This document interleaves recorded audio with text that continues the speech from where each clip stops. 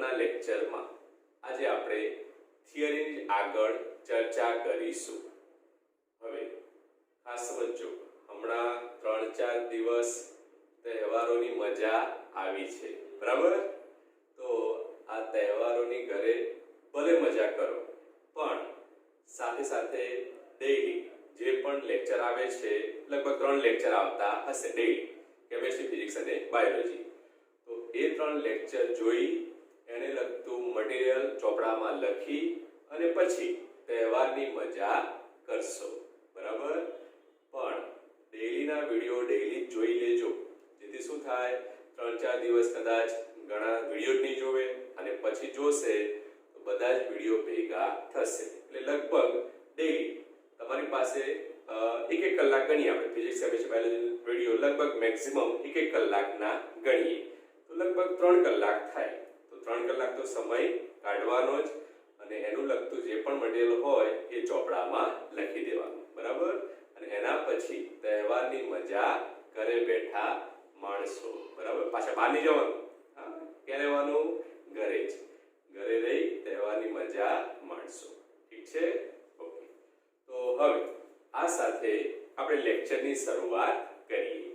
તો આપણા માટે હવે નેક્સ્ટ ટોપિક છે, સમજો પોઈન્ટ નંબર 2.10 ડાઇલેક્ટ્રિક અને ધ્રુવીભવન। તો અહીંયા આપણા માટે બે શબ્દો આવે છે, એક ડાઇલેક્ટ્રિક અને બીજો શબ્દ છે ધ્રુવીભવન। તો એમાં આપણે 1 by 1 સમજતા જઈએ। પહેલા આપણે ધ્યાનમાં લઈએ ક્વેશ્ચન નંબર 1। તો ક્વેશ્ચન નંબર 1 આપણા માટે અહીંયા આવો છે, સમજો બાહ્ય વિદ્યુત ક્ષેત્રમાં સુવાહક અને ડાઇલેક્ટ્રિકની વર્તણૂક સમજાવો। સમજો આપણા માટે પોઈન્ટ છે ડાઇલેક્ટ્રિક અને ધ્રુવીભવન। તો આ બંને શબ્દોને સમજવા માટે એમાં કેટલીક અંદર થિયરીઓ આપેલી છે, એ થિયરીને આપણે 1 by 1 ચર્ચા કરીશું। એમાં જ આપણે આ બે શબ્દોને સમજી લેશું, ડાઇલેક્ટ્રિક અને ધ્રુવીભવનની, ઠીક છે? તો હવે આગળ સમજો પ્રશ્ન આપણે વાત કરીએ કે બાહ્ય વિદ્યુત ક્ષેત્રમાં આપણે સુવાહક પદાર્થને મૂકીએ અને ડાઇલેક્ટ્રિક પદાર્થને મૂકીએ તો એની વર્તણૂક એટલે કે એના વ્યવહારમાં શું જોવા મળે છે, અથવા એમાં સ્વભાવમાં એનો શું ફેરફાર થાય છે। તો એના માટે પહેલા વાત કરીએ આપણે સુવાહક પદાર્થ માટે। તો આપણે લગભગ આગળના લેક્ચરમાં વાત કરી હતી સુવાહક વિશે। તો સુવાહક એટલે નોર્મલી આપણે કહીએ કે સુવાહક એટલે એવા પદાર્થ કે જેમાંથી આપણે વિદ્યુત ભારોનું વહન સહેલાઈથી કરાવી શકીએ અને બધી જ ધાતુઓ એને આપણે શું કહીએ છીએ? સુવાહક અથવા વાહક, ઇંગ્લિશમાં એને આપણે કહીએ છીએ કંડક્ટર, બરાબર? તો સુવાહક એટલે એવા પદાર્થ કે જેમાંથી વિદ્યુત ભારનું વહન કેવું થાય? સહેલાઈથી આપણે કરાવી શકીએ। હવે સુવાહકમાં વિદ્યુત ભારનું વહન કેમ સહેલાઈથી થાય છે એ સમજો। તો એના માટે આપણે એમ કહી શકીએ કે સુવાહકમાં વિદ્યુત ભાર વાહકો આવેલા હોય છે। વિદ્યુત ભાર વાહકો એટલે કે મુક્ત ઇલેક્ટ્રોન। આ મુક્ત ઇલેક્ટ્રોન શું કરે? ગતિ કરે, માટે એ પદાર્થને આપણે કહીએ છીએ સુવાહકો। તો સમજો એમાં આગળ કહી શકીએ આપણે સુવાહક પદાર્થોમાં વિદ્યુત ભાર વાહકો હોય છે, એટલે કે વિદ્યુત ભાર વાહકો તરીકે નોર્મલી આપણે કહીએ છીએ મુક્ત ઇલેક્ટ્રોન હોય છે। હવે આ સ્થિતિમાં સમજો આપણે અહીંયા આ એક બ્લોક બતાવેલો છે અથવા એક ચોસલું બતાવેલું છે। આ જે ચોસલું છે એ આપણા માટે સુવાહક પદાર્થ છે। સમજો આપણે અહીંયા આ સુવાહક પદાર્થ દર્શાવેલો છે। આ સુવાહક પદાર્થને જ્યારે અહીંયા આપણે E0 અથવા EO કહીએ, O એટલે આઉટર સાઇડ, તો આ સુવાહક પદાર્થને જ્યારે આપણે બાહ્ય વિદ્યુત ક્ષેત્રમાં મૂકીએ, હવે સમજો બાહ્ય વિદ્યુત ક્ષેત્ર આપણે કઈ તરફ લીધું છે? ડાબેથી જમણી તરફની દિશામાં। હવે આવા સુવાહક પદાર્થને જ્યારે આપણે બાહ્ય વિદ્યુત ક્ષેત્રમાં મૂકીએ તો એના કારણે શું થાય કે સુવાહકમાં તો મુક્ત વિદ્યુત ભાર વાહકો કયા છે? ઇલેક્ટ્રોન। તો આ જે મુક્ત ઇલેક્ટ્રોન છે એ હંમેશા શું કરે? બાહ્ય વિદ્યુત ક્ષેત્રની વિરુદ્ધ દિશામાં ગતિ કરશે। તો કેવી રીતે સમજજો. અહીંયા આપણે લખ્યું E0, એની દિશા આપણે બતાવી છે ડાબેથી જમણી તરફ. તો E0 અથવા EO શું દર્શાવે છે? બાહ્ય વિદ્યુત ક્ષેત્ર. જેના કારણે હવે જ્યારે સુવાહક પદાર્થને તમે બાહ્ય વિદ્યુત ક્ષેત્રમાં મૂકો છો ત્યારે સુવાહક પદાર્થમાં રહેલા વિદ્યુતભાર વાહકો એટલે કે મુક્ત ઇલેક્ટ્રોન એ બાહ્ય વિદ્યુત ક્ષેત્રની વિરુદ્ધ દિશામાં ગતિ કરે છે. જેના કારણે ધારો કે આવા મુક્ત ઇલેક્ટ્રોન બાહ્ય વિદ્યુત ક્ષેત્રની વિરુદ્ધ દિશામાં ગતિ કરીને વાહકની કોઈ એક સપાટી પર જમા થાય છે. ધારો કે અહીંયા આપણે બાહ્ય વિદ્યુત ક્ષેત્ર દર્શાવ્યું છે ડાબી બાજુથી જમણી તરફ. એના કારણે ઇલેક્ટ્રોન ક્યાં જમા થાય છે? ધારો કે એનાથી વિરુદ્ધ દિશામાં, બાહ્ય ક્ષેત્રની વિરુદ્ધ દિશામાં, પણ કહી શકીએ આપણે ડાબી સપાટી પર, વાહકની ડાબી સપાટી પર અહીંયા ઇલેક્ટ્રોન જમા થાય છે. જ્યારે બાહ્ય વિદ્યુત ક્ષેત્રની દિશામાં વાહકની સપાટી પર જમણી તરફ આપણે શું જોવા મળશે? ધન વિદ્યુતભાર જોવા મળે છે. અહીંયા આપણે સિગ્મા મુક્ત. હવે સિગ્મા મુક્ત શું દર્શાવે છે સમજો. તો સિગ્મા મુક્ત એટલે આપણે કહી શકીએ અહીંયા મુક્ત વિદ્યુતભારોની પૃષ્ઠ અથવા વિદ્યુતભારની પૃષ્ઠ. હવે વાહક પદાર્થોમાં તો મુક્ત ઇલેક્ટ્રોન હોય છે, માટે એની સાથે સંકળાયેલી પૃષ્ઠ ઘનતાને આપણે દર્શાવીએ છીએ સિગ્મા મુક્ત વડે. એટલે જો અહીંયા આપણે લખ્યું બે જગ્યાએ સિગ્મા મુક્ત આપણે અહીંયા દર્શાવી શકીએ. હવે બાહ્ય વિદ્યુત ક્ષેત્રની અસર હેઠળ જ્યારે ઇલેક્ટ્રોન કઈ તરફ ગોઠવાયા? વાહકમાં અથવા વાહકની કઈ સપાટી પર ગોઠવાયા? અહીંયા ડાબી સપાટી પર. ધન વિદ્યુતભાર ક્યાં છે? અહીંયા જમણી સપાટી પર. જેના કારણે સુવાહકની અંદર તે શું ઉત્પન્ન કરે? વિદ્યુત ક્ષેત્ર. શું ઉત્પન્ન કરશે? વિદ્યુત ક્ષેત્ર. આ જે વિદ્યુત ક્ષેત્ર છે એની દિશા આપણે કેવી કઈ તરફ કહેવાશે? જમણેથી ડાબી તરફ. એટલે આપણે અહીંયા લખ્યું છે જો EI એટલે ઇન્ટરનલ અથવા તો અંદર. તો વાહકની અંદરનું વિદ્યુત ક્ષેત્ર કેટલું છે? EI. જ્યારે બાહ્ય વિદ્યુત ક્ષેત્ર કેટલું છે? E0 અથવા EO આપણે કહી શકીએ. હવે પરિસ્થિતિ એવી થાય કે આ જે વાહકની અંદર જે વિદ્યુત ક્ષેત્ર ઉત્પન્ન થયું એ શું કરે? બાહ્ય વિદ્યુત ક્ષેત્રનો વિરોધ કરે અને બંને વિદ્યુત ક્ષેત્રો જ્યાં સુધી એકબીજાની અસરને નાબૂદ કરે એટલે કે પરિણામી વિદ્યુત ક્ષેત્ર વાહકની અંદર પરિણામી વિદ્યુત ક્ષેત્ર શૂન્ય ન થાય ત્યાં સુધી મુક્ત ઇલેક્ટ્રોન વાહકમાં ગતિ કરીને વાહકની સપાટી ઉપર ગોઠવાતા હોય છે. જ્યારે નેટ વિદ્યુતભાર અથવા તો પરિણામી વિદ્યુતભાર વાહકની અંદર અથવા તો સુવાહકમાં શૂન્ય થાય ત્યારે મુક્ત ઇલેક્ટ્રોનની ગતિ ઓટોમેટિક અથવા આપમેળે અટકી જાય છે. એટલે કે આ કિસ્સામાં કહી શકીએ આપણે અહીંયા પરિણામી વિદ્યુત ક્ષેત્ર તો આપણે કહી શકીએ E0 એટલે કે બાહ્ય વિદ્યુત ક્ષેત્ર પ્લસ EI એટલે કે વાહકની અંદર ઉદ્ભવતું વિદ્યુત ક્ષેત્ર EI, આ બંનેનો સરવાળો આપણને શું મળે? 0. એટલે આપણે કહી શકીએ અહીંયા વાહકની અંદર પરિણામી વિદ્યુત ક્ષેત્ર શું થાય છે? શૂન્ય થાય છે. એમ આપણે કહી શકીએ. આ વાત કરીએ આપણે સુવાહક પદાર્થો માટે, જે આપણે લેક્ચર નંબર 13 માં પણ વાત કરી હતી કે સુવાહકમાં અંદરના વિસ્તારમાં વિદ્યુત ક્ષેત્ર હંમેશા શું હોય છે? શૂન્ય હોય છે. કારણ કે તે બાહ્ય વિદ્યુત ક્ષેત્ર જેટલું હોય એટલું જ વિદ્યુત ક્ષેત્ર એનાથી વિરુદ્ધ દિશામાં શું કરે? ઉત્પન્ન કરે. જેના કારણે પરિણામી વિદ્યુત ક્ષેત્ર કેવું થઈ જાય? શૂન્ય થાય છે. સારું. હવે આગળ વાત કરીએ. હવે આપણા માટે જે ટોપિક છે એ શબ્દ આપણે ધ્યાનમાં લઈએ. ટોપિક છે ડાઇલેક્ટ્રિક. હવે સમજો કે ડાઇલેક્ટ્રિક પદાર્થ એટલે શું? તો નોર્મલી આપણે ડાઇલેક્ટ્રિક પદાર્થની વાત કરીએ તો ડાઇલેક્ટ્રિક પદાર્થમાં કોઈ પણ પ્રકારના સુવાહકની જેમ વિદ્યુતભાર વાહકો હોતા નથી. વિદ્યુતભાર વાહકો હોતા નથી એનો અર્થ શું? કે તેમાં કોઈ પણ પ્રકારના મુક્ત ઇલેક્ટ્રોન હોતા નથી. હવે મુક્ત ઇલેક્ટ્રોન ન હોય તો એમાંથી વિદ્યુતભારનું વહન શક્ય નથી. હવે વિદ્યુતભારનું વહન ન થાય તો એવા પદાર્થોને આપણે શું કહેતા? વિદ્યુતની દ્રષ્ટિએ અવાહક પદાર્થો. એટલે ટૂંકમાં અહીંયા આપણે એમ પણ કહી શકીએ કે ડાઇલેક્ટ્રિક એ એવો પદાર્થ છે જેમાં કોઈ પણ પ્રકારના સુવાહકની જેમ વિદ્યુતભાર વાહકો હોતા નથી. પદાર્થ એ વિદ્યુતની દ્રષ્ટિએ શું કહેવાય? અવાહક પદાર્થ છે, અથવા ડાયરેક્ટલી ટૂંકમાં આપણે અવાહક પદાર્થ છે એમ પણ આપણે એને કહી શકીએ છીએ. બરાબર? તો યાદ રાખજો, ડાઇલેક્ટ્રિક પદાર્થ એક પ્રકારનો શું છે ભાઈ? અવાહક પદાર્થ જ છે.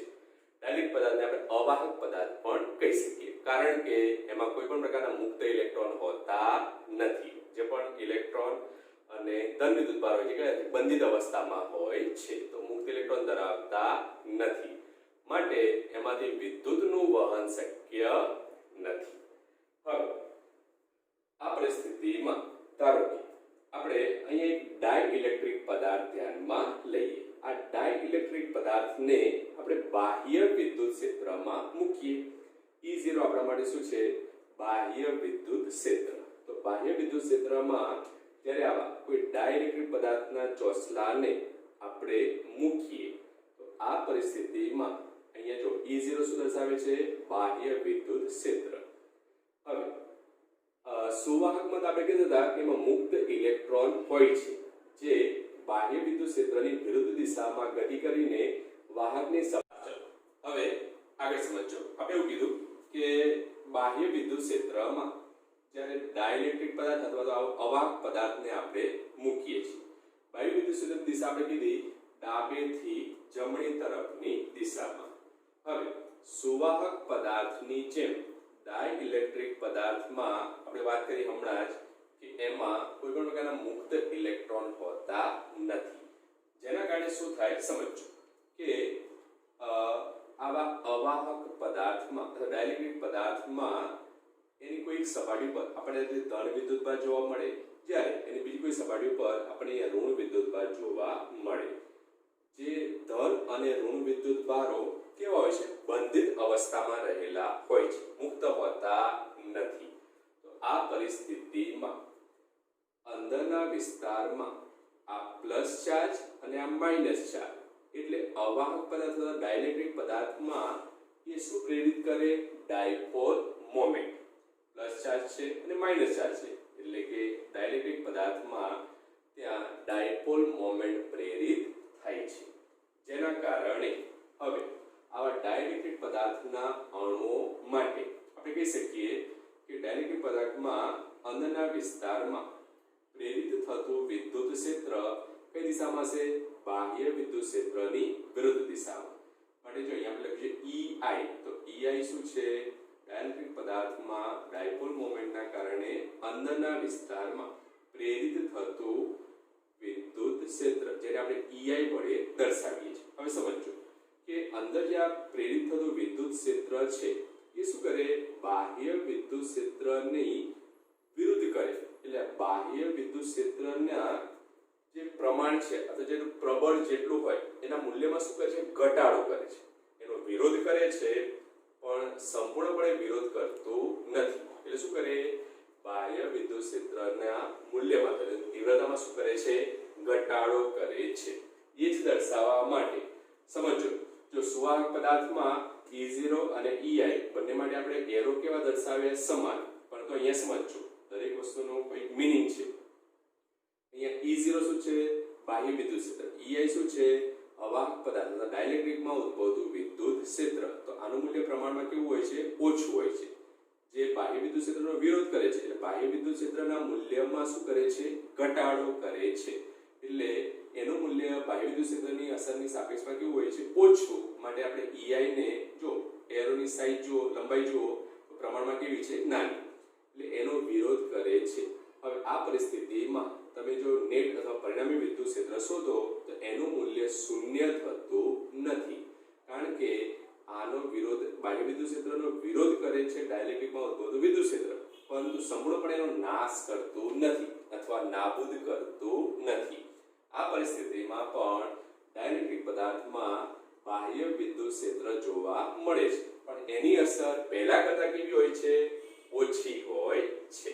માટે આપણે કહી શકીએ કે આ જે ડાઇલેક્ટ્રિક પદાર્થ છે એના માટે નેટ વિદ્યુત ક્ષેત્ર તમે જો અથવા પરિણામી વિદ્યુત ક્ષેત્ર કહો, E0 plus ER is not equal to 0 આપણે કહી શકીએ. જ્યારે સુવાહક પદાર્થના કિસ્સામાં નેટ વિદ્યુત ક્ષેત્ર અથવા પરિણામી વિદ્યુત ક્ષેત્ર શું થતું હતું? શૂન્ય, કારણ કે બંને કેવા સમાન મૂલ્યના અને દિશા કેવી પરસ્પર વિરુદ્ધ. અહીંયા શું થાય વિરોધ કરે અંદર ઉદ્ભવતું વિદ્યુત ક્ષેત્ર વિરોધ કરે છે પણ એનું મૂલ્ય અથવા તો પ્રમાણ બાહ્ય વિદ્યુત ક્ષેત્રની સાપેક્ષમાં હંમેશા કેવું હોય છે ઓછું હોય છે. માટે ડાઇલેક્ટ્રિક પદાર્થમાં પરિણામી વિદ્યુત ક્ષેત્ર શૂન્ય હોતું નથી. બરાબર. ઓકે તો આ વાત કરી આપણે ક્વેશ્ચન નંબર 1 જે હતો બાહ્ય વિદ્યુત ક્ષેત્રમાં સુવાહક અને ડાઇલેક્ટ્રિક પદાર્થની વર્તણૂક. હવે આપણે વાત કરીએ સેકન્ડ ક્વેશ્ચન. સમજો બીજો પ્રશ્ન આવશે ડાઇલેક્ટ્રિકના પ્રકારો ઉદાહરણ આપી સમજાવો. આઈએમપી પ્રશ્ન છે તૈયાર કરો. મોટા ભાગે પ્રશ્ન પૂછાય છે એટલે તૈયાર કરશો. આઈએમપી પ્રશ્ન 2 અથવા 3 માસમાં 2 માસમાં મોટા ભાગે 2 માસમાં પ્રશ્ન પૂછાય. ડાઇલેક્ટ્રિકના પ્રકારો ઉદાહરણ આપી સમજાવો. તો સમજો હવે ડાઇલેક્ટ્રિકના પ્રકાર આપણે વાત કરી છે દ્રવ્ય. તો દ્રવ્યના અણુની આધારે આપણે એના 2 પ્રકાર કહીએ છીએ. એક અધ્રુવીય અણુ અને બીજા ધ્રુવીય અણુ. તો એના ઉપરથી આપણે ડાઇલેક્ટ્રિકના પણ 2 પ્રકાર જ કહીએ છીએ. અધ્રુવીય ડાઇલેક્ટ્રિક અને ધ્રુવીય ડાઇલેક્ટ્રિક. તો સમજો ડાઇલેક્ટ્રિકના અણુની આધારે આપણે એને કેટલા પ્રકાર કહીએ છીએ 2. એક અધ્રુવીય એટલે કે નોન પોલર અને બીજું ધ્રુવીય એટલે કે પોલર.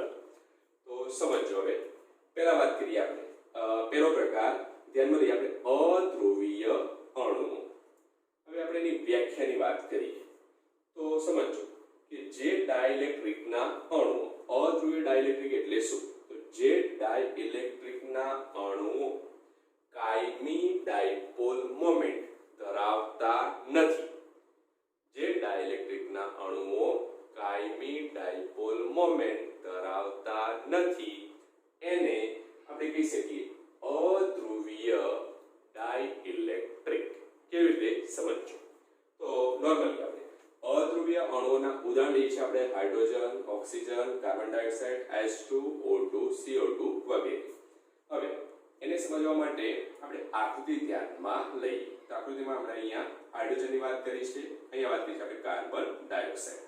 તો સમજો અહીંયા આપણે ઓક્સિજન O અને C ધ્યાનમાં લઈએ. હવે C આપણા માટે પ્લસ છે જ્યારે O ને આપણે લઈએ માઈનસ. તો આ પરિસ્થિતિમાં સમજો O C પ્લસ તો ડાયપોલ મોમેન્ટ આપણે કેવી હોય તો આ દિશામાં થશે. એરો આપણે આ દિશામાં દર્શાવી શકીએ. જ્યારે આના માટે વાત કરીએ આના માટે વાત કરીએ તો કહી શકાય આપણે O C પ્લસ તેના માટે ડાયપોલ મોમેન્ટનો એરો આ તરફ આવશે. તો બંને એકબીજાની અસરને શું કરે નાબૂદ કરે. માટે કાયમી ડાયપોલ મોમેન્ટ શું થઈ જાય શૂન્ય અથવા ધરાવતા નથી એમ આપણે કહી શકીએ. કારણ કે બધાના કેન્દ્રો જે આપણે ધન વિદ્યુતભાર અને ઋણ વિદ્યુતભાર ધ્યાનમાં લઈએ છીએ એમના એકબીજાના કેન્દ્રો છે એ એકબીજા ઉપર શું થાય સંપાત થાય છે એમ પણ આપણે કહી શકીએ. તો યાદ રાખજો કે જે ડાઇલેક્ટ્રિકના અણુઓ કાયમી ડાયપોલ મોમેન્ટ ધરાવતા નથી એમને આપણે અધ્રુવીય અણુઓ અથવા તો અધ્રુવીય ડાઇલેક્ટ્રિક છે એમ આપણે કહી શકીએ. બીજું કે આપણે પણ કહી શકીએ કે એમાં ધન વિદ્યુતભાર અને ઋણ વિદ્યુતભાર અને ઋણ વિદ્યુતભારના કેન્દ્રો એકબીજા પર સંપાત થયેલા અથવા કેન્દ્રિત થયેલા હોય છે. આને આપણે ધન વિદ્યુતભાર લીધો અને આપણે ઋણ વિદ્યુતભાર લઈએ તો શું થાય એમના કેન્દ્રો એકબીજા પર શું થાય છે સંપાત થયેલા હોય છે. તો આને આપણે કહીશું અધ્રુવીય ડાઇલેક્ટ્રિક નોન પોલર ડાઇલેક્ટ્રિક. હવે આપણે વાત કરીએ ડાઇલેક્ટ્રિકનો બીજો પ્રકાર જેને આપણે કહીએ ધ્રુવીય ડાઇલેક્ટ્રિક અથવા તો પોલર ડાઇલેક્ટ્રિક. તો પહેલામાં આપણે શું વાત કરી અધ્રુવીય માટે કે ડાઇલેક્ટ્રિકના અણુઓ કાયમી ડાયપોલ મોમેન્ટ ધરાવતા નથી. તો એને આપણે કીધું અધ્રુવીય અણુઓ. એનાથી ઉલટું જે ડાઇલેક્ટ્રિકના અણુઓ કાયમી ડાયપોલ મોમેન્ટ ધરાવે છે તેને આપણે ધ્રુવીય અણુઓ અથવા તો ધ્રુવીય ડાઇલેક્ટ્રિક છે એમ આપણે એને કહી શકીએ. ફોર એક્ઝામ્પલ ઉદાહરણ લઈએ આપણે પાણી H2O, HCl, KCl વગેરે આપણે અલગ અલગ ઉદાહરણો ધ્યાનમાં લઈ શકીએ. તો આ બધા અણુઓ કેવા છે ધ્રુવીય અણુઓ છે એમ આપણે એને કહી શકીએ. હવે અહીંયા આપણે શબ્દ વાપર્યો કે ડાઇલેક્ટ્રિકના અણુઓ શું કરે છે, કાયમી ડાયપોલ મોમેન્ટ ધરાવે છે. કેવી રીતે સમજજો. ધારો કે આપણે પાણીની વાત કરીએ, H2 આપણે ધ્યાનમાં લઈએ તો સમજો અહીંયા હાઇડ્રોજનનો અણુ, હાઇડ્રોજનનો H અને આપણે ઓક્સિજનનો અણુ ધ્યાનમાં લઈએ તો આ પરિસ્થિતિમાં સારો કે આપણે લઈએ H+O-, H+O-. તો આ પરિસ્થિતિમાં આપણે અહીંયા ડાયપોલ મોમેન્ટની વાત કરીએ તો અહીંયા ડાયપોલ મોમેન્ટ આ દિશામાં આવશે, આ માઇનસ છે, આ પ્લસ છે, એટલે ડાયપોલ મોમેન્ટ આપણે આ દિશામાં કહીએ, જ્યારે આ અણુ માટે આપણે કહી શકીએ ડાયપોલ મોમેન્ટ આ દિશામાં હોય છે. હવે એની જો આપણે પરિણામી ડાયપોલ મોમેન્ટ શોધીએ તો પરિણામી ડાયપોલ મોમેન્ટ શોધવા માટે અહીંયાથી આપણે એક વિકર્ણ દોરીએ અને આપણે સબાચર જેવી રચના કરીએ તો અહીંયા આપણને આ દિશામાં મળશે, પરિણામી ડાયપોલ મોમેન્ટ આપણને આ દિશામાં મળે છે. તો એ આપણે અહીંયા P વડે દર્શાવેલું છે. બીજું આપણે લઈએ HCl. તો HCl માં આપણે કહી શકીએ અહીંયા H+ અને Cl-. તો ડાયપોલ મોમેન્ટ ઋણ થી ધન, તો આ દિશામાં આપણે P જો આપણે આમ દર્શાવેલું છે, આ દર્શાવ્યું છે આપણે ડાયપોલ મોમેન્ટ. તો સમજો કે આમ આપણે કહી શકીએ કે ધ્રુવીય અણુઓ માટે અથવા ડાઇલેક્ટ્રિક માટે ધન અને ઋણ વિદ્યુતભારના કેન્દ્રો કેવા હોય છે, એકબીજાથી જુદા જુદા હોય છે, એકબીજા પર સંપાત થયેલા હોતા નથી. ધ્રુવીય ડાઇલેક્ટ્રિકમાં એકબીજા પર સંપાત થયેલા હોતા નથી, જ્યારે અધ્રુવીયમાં આપણે કીધું કે ધન અને ઋણ વિદ્યુતભારના કેન્દ્રો એકબીજા પર સંપાત થયેલા હોય છે. એનાથી વિરુદ્ધ છે, ટૂંકમાં સમજો અધ્રુવીય અને ધ્રુવીય. તો આમાં કહી શકાય ધન અને ઋણ વિદ્યુતભારના કેન્દ્રો એકબીજાથી જુદા જુદા હોય છે. સાચું. હવે આગળ વાત કરીએ. નવો પ્રશ્ન. Question number 3. સમાન વિદ્યુત ક્ષેત્રમાં અધ્રુવીય અણુનું ધ્રુવીભવન સમજાવો. સમજો. એના માટે આપણે અહીંયા અધ્રુવીય અણુઓ ધરાવતું એક ચોસલું ધ્યાનમાં લઈએ અથવા ડાઇલેક્ટ્રિક પદાર્થ આપણે ધ્યાનમાં લઈએ. અધ્રુવીય ડાઇલેક્ટ્રિક પદાર્થ આપણે ધ્યાનમાં લઈએ છીએ. શરૂઆતમાં પ્રારંભિક સ્થિતિમાં સમજો અહીંયા આપણે લખ્યું E0 બરાબર 0. E0 અહીંયા શું દર્શાવે છે, બાહ્ય વિદ્યુત ક્ષેત્ર. એ લીધું આપણે શૂન્ય, એટલે આપણે કહી શકીએ કે અધ્રુવીય જે આપણે ડાઇલેક્ટ્રિક પદાર્થ છે એના ઉપર શરૂઆતમાં બાહ્ય વિદ્યુત ક્ષેત્ર કેવું છે, ગેરહાજર છે. સમજો. હવે આપણે અહીંયા એવું કહી શકીએ કે શરૂઆતમાં બાહ્ય વિદ્યુત ક્ષેત્રની ગેરહાજરીમાં આ જે અધ્રુવીય અણુઓ છે, આ બધા આપણે અહીંયા અધ્રુવીય અણુઓ દર્શાવેલા છે, એમાં ધન વિદ્યુતભાર અને ઋણ વિદ્યુતભાર ના કેન્દ્રો શું હોય છે, એકબીજા ઉપર સંપાત થયેલા હોય છે. એટલે આવા દરેક અણુની ડાયપોલ મોમેન્ટ આપણે શું કહી શકીએ, શૂન્ય. ડાયપોલ મોમેન્ટ આપણે શું કહી શકીએ, શૂન્ય હોય છે, કારણ કે બંનેના કેન્દ્રો શું હોય છે, ધન અને ઋણ વિદ્યુતના કેન્દ્રો એકબીજા ઉપર સંપાત થયેલા હોય છે. માટે દરેક અણુ માટે ડાયપોલ મોમેન્ટ આપણને શું મળે, શૂન્ય. હવે ધારો કે આ અધ્રુવીય અણુઓનું જે ડાયપોલનું ચોસલું છે અથવા ડાઇલેક્ટ્રિક ચોસલું છે, આ ડાઇલેક્ટ્રિક ચોસલા માટે આપણે એમ કહી શકીએ કે દરેક અણુ માટે ડાયપોલ મોમેન્ટ શૂન્ય છે.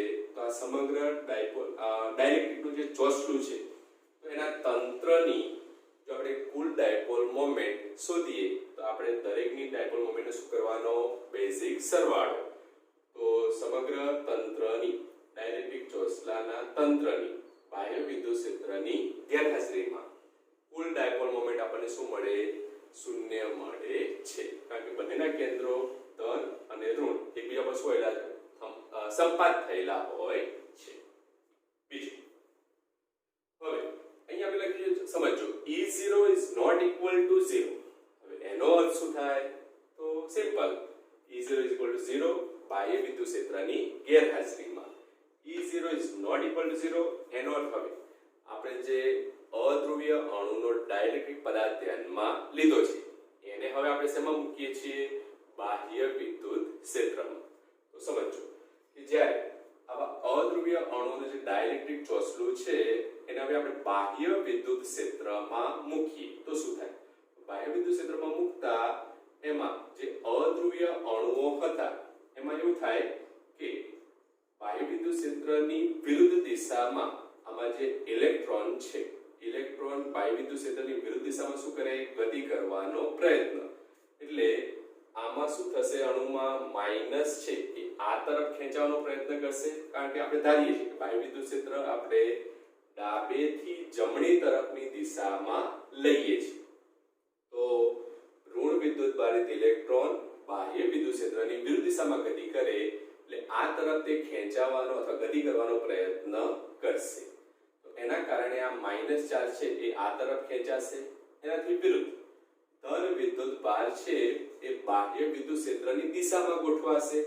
જેના કારણે અણુનો જે આકાર હવે આ ગોળાકાર હતો એની જગ્યાએ બાહ્ય વિદ્યુત ક્ષેત્રની હાજરીમાં એ આકાર કંઈક આપણે આ ડમ્બેલ શેપમાં દર્શાવી શકીએ કારણ કે બંને માઈનસ ચાર્જ અને પ્લસ ચાર્જ શું કરે છે પરસ્પર વિરુદ્ધ દિશામાં ખેંચાવાનો અથવા ગતિ કરવાનો પ્રયત્ન કરે છે તો હવે બાહ્ય વિદ્યુત ક્ષેત્રની હાજરીમાં અહીંયા આપણને જે અધ્રુવીય અણુઓ બધા મળ્યા એ કંઈક આ રીતે ગોઠવવાનો પ્રયત્ન કરે છે તો અહીંયા આપણે કહી શકીએ કે આ જે અધ્રુવીય અણુઓ જે ગોઠવાયા એના કારણે તે પ્રેરિત ડાયપોલ મોમેન્ટ ડાઇલેક્ટ્રિક ચોસલામાં ઉત્પન્ન કરે છે જે બાહ્ય વિદ્યુત ક્ષેત્રને કેવી ગોઠવાય છે સમાંતર મોટાભાગે આપણે કહી શકીએ કે બાહ્ય વિદ્યુત ક્ષેત્રને સમાંતર દરેક અણુની ડાયપોલ્સ ગોઠવવાનો પ્રયત્ન કરે છે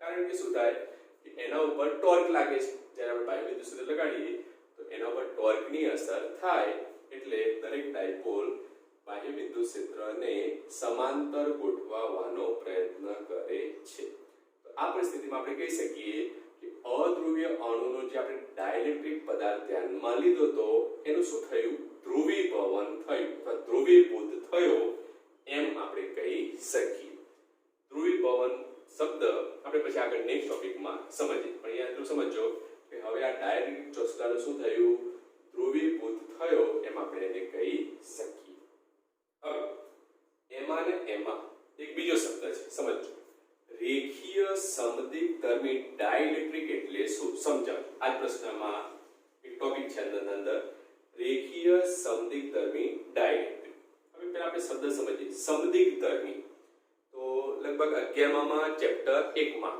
તમે બે માધ્યમ વિશે ભણ્યા હતા એક સમાંગી માધ્યમ અને બીજું સમદિગ્ધર્મી માધ્યમ તો સમાંગી માધ્યમ માટે એવું કહેતા હતા કે જે માધ્યમના ગુણધર્મો બધા જ બિંદુઓએ સમાન હોય તેને આપણે કહેતા હતા સમાંગી માધ્યમ એનાથી ઉલટું આપણે વાત કરીએ હવે સમાંગી માધ્યમ પછી સમદિગ્ધર્મી માધ્યમ તો સમદિગ્ધર્મી માધ્યમની વ્યાખ્યા કઈ આવી હતી સમજો એમાં તમે એવું કહેતા હતા કે જે માધ્યમના ગુણધર્મો બધી જ દિશામાં સમાન હોય તો એવા માધ્યમને આપણે કહેતા હતા સમદિગ્ધર્મી માધ્યમ સમાંગીમાં શું કહેવાય બધા જ બિંદુએ ગુણધર્મો સમાન સમદિગ્ધર્મીમાં શું કહેશું બધી જ દિશામાં ગુણધર્મો સમાન હોય એને ધ્યાનમાં રાખીને આપણા માટે એ શબ્દ છે રેખીય સમદિગ્ધર્મી ડાઇલેક્ટ્રિક તો સમજો આપણે કહીએ કે બાહ્ય વિદ્યુત ક્ષેત્રમાં જ્યારે બાહ્ય વિદ્યુત ક્ષેત્રમાં આપણે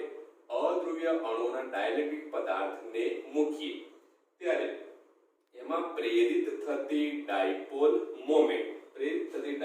મોમેન્ટ એ વિદ્યુત ક્ષેત્રની દિશામાં હોય સમજો અધ્રુવીય અણુ જે છે એને આપણે ક્યાં મૂક્યો ડાઇલેક્ટ્રિક પદાર્થ ક્યાં મૂક્યો બાહ્ય વિદ્યુત ક્ષેત્રમાં તો આ પરિસ્થિતિમાં આમાં જે પ્રેરિત ડાયપોલ મોમેન્ટ થઈ એ ડાયપોલ મોમેન્ટની દિશા કઈ તરફ હોય બાહ્ય વિદ્યુત ક્ષેત્રની દિશામાં હોય અને ક્ષેત્રની તીવ્રતાના સમપ્રમાણમાં હોય ક્ષેત્રની દિશામાં હોય અને ક્ષેત્રની તીવ્રતાની કેવી હોય સમપ્રમાણમાં તો એ પરિસ્થિતિમાં એ પદાર્થને આપણે કહી શકીએ રેખીય સમદિગ્ધર્મી ડાઇલેક્ટ્રિક પદાર્થ એના માટે આપણે કહી શકીએ ટૂંકમાં કે પ્રેરિત થતી ડાયપોલ મોમેન્ટ એ હંમેશા વિદ્યુત ક્ષેત્રની તીવ્રતાના કેવી હોય સમપ્રમાણમાં હોય લખી શકીએ આપણે સદિશ p ચલે છે સદિશ E0 આ વાત કરીએ આપણે ક્વેશ્ચન નંબર 3 ઓકે સાચું હવે જોઈએ આપણે નવો પ્રશ્ન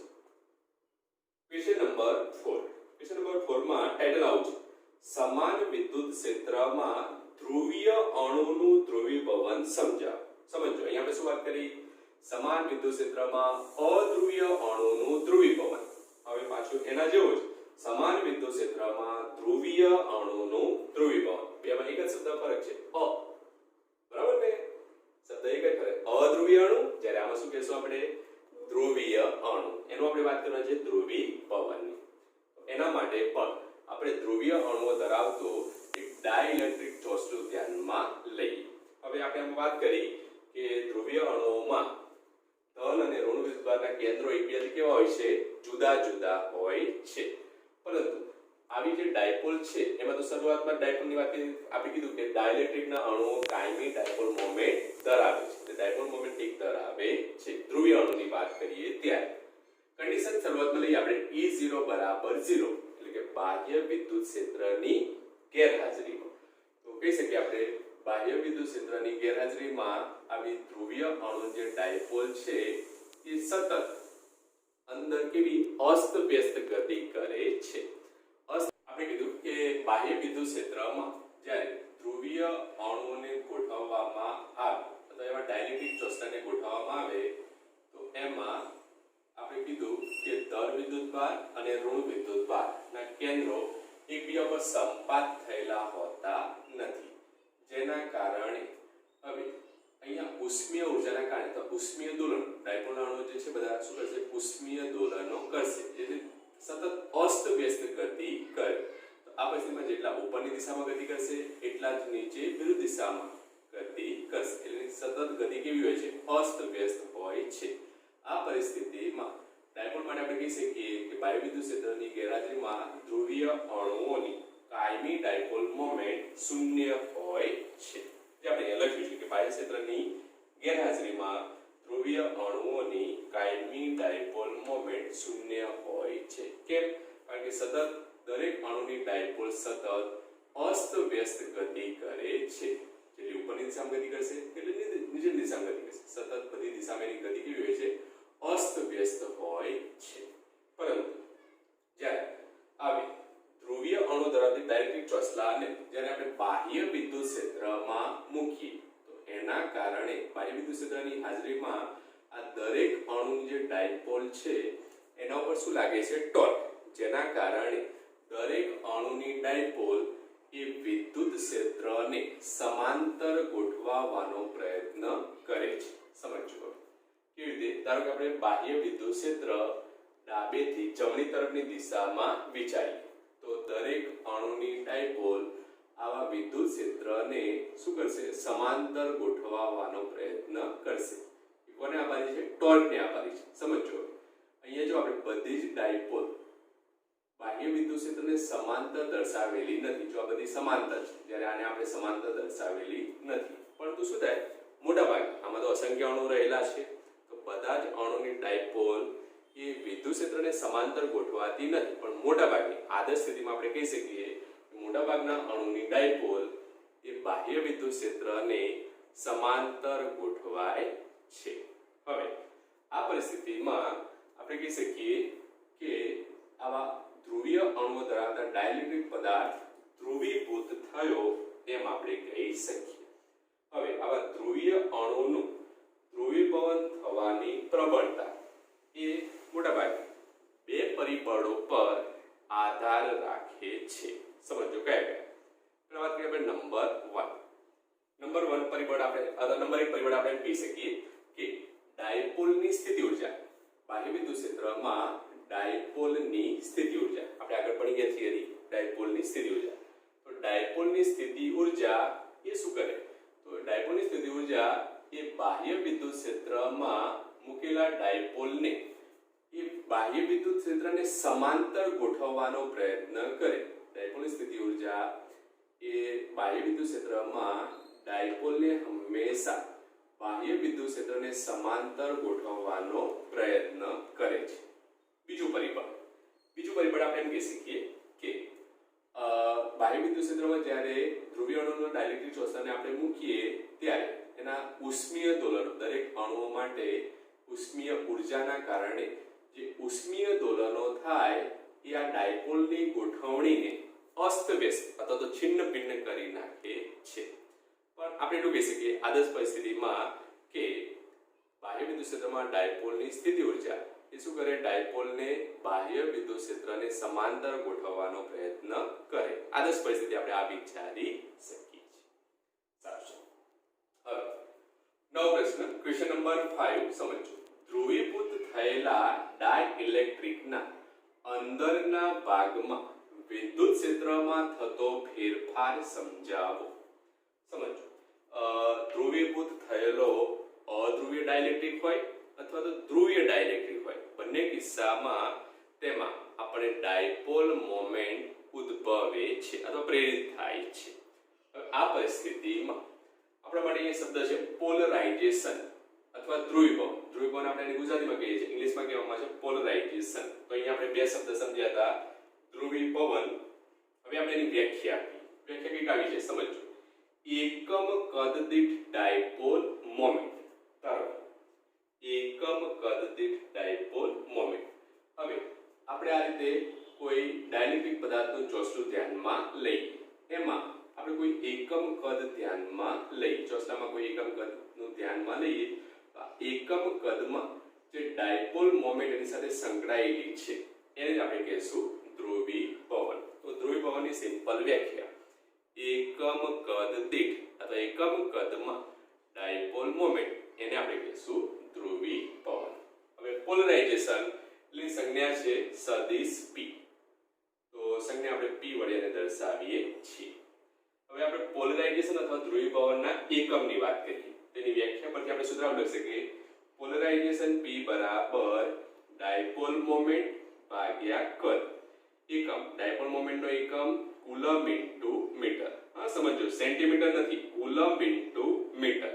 કદ છે માટે મીટર ક્યુબ. તો પોલરાઇઝેશન એકમ શું થાય, કુલમ્બ પર મીટર સ્ક્વેર. તો c into metre raise to -2. ત્યાં c દર્શાવે છે coulomb. Coulomb per metre square ધ્રુવીભવન અથવા તો પોલરાઇઝેશનનો એકમ આપણે કહી શકીએ છીએ. બીજું કે અહીંયા આપણે ચર્ચા કરી હતી રેખીય સમદિગ્ધર્મી ડાઇલેક્ટ્રિક.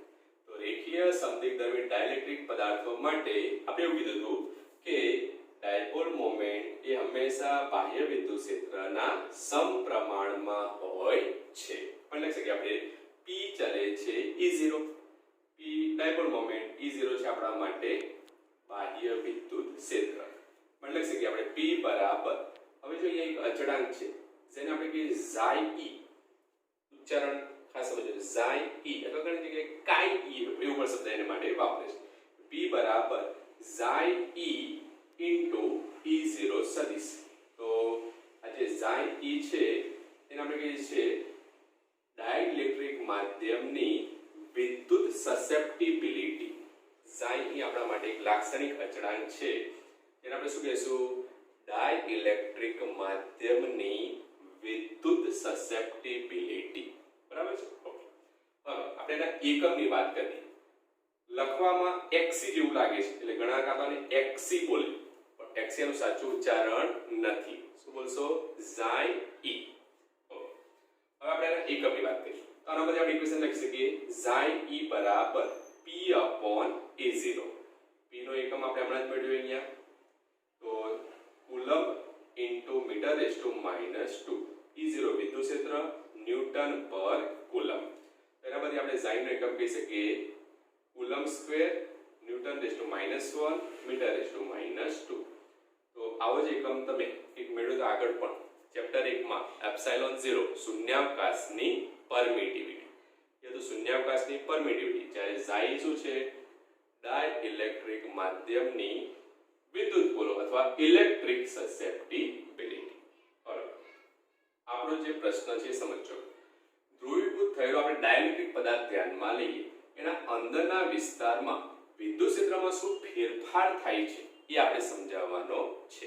તો એના માટે આપણે બાહ્ય વિદ્યુત ક્ષેત્ર ધ્યાનમાં લઈએ. બાહ્ય વિદ્યુત ક્ષેત્ર E0 માં એક લંબઘન આકારનું એક ડાઇલેક્ટ્રિક ચોસલું આપણે ગોઠવીએ.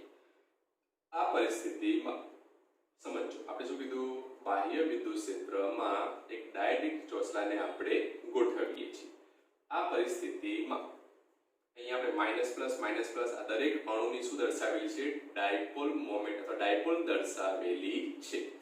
તો આ પરિસ્થિતિમાં આપણે એવું કહી શકીએ કે જ્યારે બાહ્ય વિદ્યુત ક્ષેત્રમાં આવા ડાઇલેક્ટ્રિક ચોસલાને મૂકવામાં આવે તો આ પરિસ્થિતિમાં અહીંયા P દર્શાવે ડાયપોલ મોમેન્ટ જે આપણે માઈનસ પ્લસ આ દિશામાં આપણે એને કહી શકીએ. હવે આ સ્થિતિમાં ધારો કે આપણે આવા ડાયરેક્ટ ચોસલામાં એક સૂક્ષ્મ કદખંડ વિચારીએ. સમજો અહીંયા ધારો કે આ રીતે આપણે અહીંયા આ રીતે એક સૂક્ષ્મ કદખંડ ધ્યાનમાં લઈએ જેને આપણે લખી દઈએ ડેલ્ટા વી. સમજો આ ડાઇલેક્ટ્રિક ચોસલામાં આપણે સૂક્ષ્મ કદખંડ એક ધ્યાનમાં લીધો ડેલ્ટા વી. હવે આ જે સૂક્ષ્મ કદખંડ ડેલ્ટા વી છે એની સાથે સંકળાયેલી આપણે વાત કરીએ ડાયપોલ મોમેન્ટ. તો આપણે નોર્મલી કહીએ છીએ કે એકમ કદ હોય. જો એકમ કદ હોય સમજો આપણે આજે લખી શકીએ ને એકમ કદ હોય તો ડાયપોલ મોમેન્ટ કેટલી કહીએ છીએ આપણે p. તો આપણા માટે સૂક્ષ્મ કદખંડ કેટલું છે ડેલ્ટા v. ડેલ્ટા v સૂક્ષ્મ કદખંડ સાથે આપણે ડાયપોલ મોમેન્ટ કેટલી કહી શકીએ p ડેલ્ટા v. તો આજે આપણે સૂક્ષ્મ કદખંડ ધ્યાનમાં લીધો ડેલ્ટા v એના માટે આપણે ડાયપોલ મોમેન્ટ કેટલી કહી શકીએ p ડેલ્ટા v. હવે આ જે સૂક્ષ્મ કદખંડ આપણે ડેલ્ટા v ધ્યાનમાં લીધો એના ઉપર કોઈ વિદ્યુત ભાર હોતો નથી. કેમ વિદ્યુત ભાર હોતો નથી સમજો કે આમાં જે પણ આપણે ડાયપોલ લઈએ એક બાજુ છેડો minus plus minus plus minus plus minus plus કારણ કે ડાયપોલ પર નો પરિણામી વિદ્યુત ભાર શું હોય 0. એટલે આપણે કહી શકીએ ડેલ્ટા v કદખંડને કોઈ વિદ્યુત ભાર હોતો નથી પરંતુ તે ડાયપોલ મોમેન્ટ ધરાવે છે. ડેલ્ટા v જેટલો સૂક્ષ્મ કદખંડ કેટલી ડાયપોલ મોમેન્ટ ધરાવે છે p ડેલ્ટા v જેટલી. હવે આ પરિસ્થિતિમાં આ જે ડાઇલેક્ટ્રિક ચોસલાને જ્યારે આપણે બાહ્ય વિદ્યુત ક્ષેત્રમાં મૂકીએ તો એના અંદરના વિસ્તારમાં આપણે વાત કરીએ તો જો દરેક ડાયપોલ એકબીજાની નજીક નજીક ગોઠવાયેલી હોય છે જેના કારણે એક ડાયપોલનો પ્લસ છેડો બીજાના માઈનસ પ્લસ છેડો બીજાના માઈનસ. તો પ્લસ માઈનસ કેવા છે એકબીજાની નજીક એટલે શું કરે એકબીજાની અસરને નાબૂદ કરે છે. તો પરિણામે વિદ્યુત ક્ષેત્ર જે આપણને મળે અથવા જે વિદ્યુત ભારો મળે એ કયા મળે માત્ર તો ડાઇલેક્ટ્રિક ચોસલાના છેડા અથવા એની પૃષ્ઠ સપાટી પર. તો આ પૃષ્ઠ સપાટી પર જોઈએ બંધિત અવસ્થામાં કયો વિદ્યુત ભાર છે કયો ચાર્જ છે આ છેડા ઉપર માઈનસ. જ્યારે બીજા બાજુના છેડા ઉપર તમે વાત કરો તો ત્યાં તમને કયો બંધિત અવસ્થામાં ચાર્જ જોવા મળે છે પ્લસ. જ્યારે વચ્ચેના વિસ્તારમાં તો વિદ્યુત ભારો શું કરે છે એકબીજાની અસરને નાબૂદ કરે છે. માટે આપણને જે પ્રેરિત વિદ્યુત ભાર મળે એ માત્ર ક્યાં મળે ચોસલાના પૃષ્ઠ માટે એની બહારની સપાટી ઉપર બંધિત અવસ્થામાં રહેલા વિદ્યુત ભારો. જો આ બાજુની સપાટીની વાત કરીએ તો બંધિત અવસ્થામાં વિદ્યુત ભાર કયો માઈનસ. જ્યારે આ બાજુની વાત કરીએ તો બંધિત અવસ્થામાં વિદ્યુત ભાર કયો છે પ્લસ. વચ્ચે તો આપણે મૂલ્ય કહી દીધું કે શું થઈ જાય શૂન્ય. આ પરિસ્થિતિમાં આવા ડાઇલેક્ટ્રિક ચોસલામાં પ્રેરિત થતું વિદ્યુત ક્ષેત્ર એ માત્ર બંધિત વિદ્યુત ભારોને જ આભારી હોય છે. કેવી રીતે સમજવું માત્ર માહિતી માટે આપણે એવું સમજીએ કે અહીંયા ચાર્જ છે માઈનસ અહીંયા ચાર્જ છે પ્લસ. તો આ શું થાય આપણે એક મોટી ડાયપોલ આદર્શ સ્થિતિમાં વિચારી શકીએ કે ધારો કે અહીંયા આપણે એક ડાયપોલ આ રીતે વિચારી શકીએ જેનો એક છેડો અહીંયા માઈનસ એક છેડો અહીંયા પ્લસ. તો આવી આપણે ડાયપોલ દરેક અણુ માટે ડાઇલેક્ટ્રિક ચોસલામાં વિચારી શકીએ જેના કારણે હવે અંદરના વિસ્તારમાં જે ડાયપોલ પ્રેરિત થાય છે તો ડાયપોલ મોમેન્ટ પ્રેરિત થાય છે એના કારણે અંદરના વિસ્તારમાં ઉદ્ભવતું વિદ્યુત ક્ષેત્ર એ શું કરશે આ બાહ્ય વિદ્યુત ક્ષેત્રની અસરનો વિરોધ કરશે. એટલે આ બાહ્ય વિદ્યુત ક્ષેત્રમાં ડાયપોલના ચોસલાની અંદર ઉદ્ભવતું વિદ્યુત ક્ષેત્ર આ બાહ્ય વિદ્યુત ક્ષેત્રમાં શું કરે ઘટાડો કરે છે. તો ડાઇલેક્ટ્રિક ચોસલાના અંદરના વિસ્તારમાં બાહ્ય વિદ્યુત ક્ષેત્ર શૂન્ય થતું નથી પણ એની અસરમાં શું થાય છે ઘટાડો થાય છે. અંદર ઉદ્ભવતું વિદ્યુત ક્ષેત્ર બાહ્ય વિદ્યુત ક્ષેત્રનો વિરોધ કરે છે, એની અસરને સંપૂર્ણપણે નાશ કરતું નથી. એટલે અંદરના વિસ્તારમાં બાહ્ય વિદ્યુત ક્ષેત્રની તીવ્રતામાં અથવા તો પ્રબળતામાં શું થશે? ઘટાડો થશે. બીજું અહીંયા આપણે લખ્યું છે માઇનસ સિગ્મા પી, અહીંયા લખ્યું છે આપણે પ્લસ સિગ્મા પી. એ શું દર્શાવે સમજજો. તો સિગ્મા પી અહીં દર્શાવે છે અહીંયા ડાયરેક્ટ ચોસલાના પૃષ્ઠ સપાટી પર અહીંયા કયો વિદ્યુત ભાર છે? ધન વિદ્યુત ભાર. તો ધન વિદ્યુત ભાર સાથે સંકળાયેલા અથવા ધન વિદ્યુત ભારની પૃષ્ઠ ઘનતા આપણે લખીએ સિગ્મા પી. અહીંયા લખીએ આપણે માઇનસ સિગ્મા પી. અહીંયા ઋણ વિદ્યુત ભાર સાથે સંકળાયેલ વિદ્યુત ભારની પૃષ્ઠ ઘનતા. પી એટલે પોલરાઇઝ, પોલરાઇઝ એટલે ધ્રુવીભૂત થયેલા, પોલરાઇઝ એટલે ધ્રુવીભૂત થયેલા. તો અહીંયા આપણને વિદ્યુત ભારોની આ જે પૃષ્ઠ ઘનતા મળે છે એ કોને આભારી છે?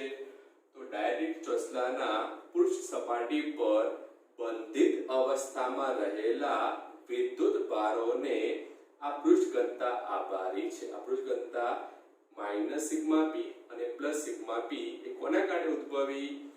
તો ડાયરેક્ટ ચોસલાના પૃષ્ઠ સપાટી પર બંધિત અવસ્થામાં રહેલા વિદ્યુત ભારોને કારણે તે ઉદ્ભવે છે, મુક્ત વિદ્યુત ભારોના કારણે નહીં.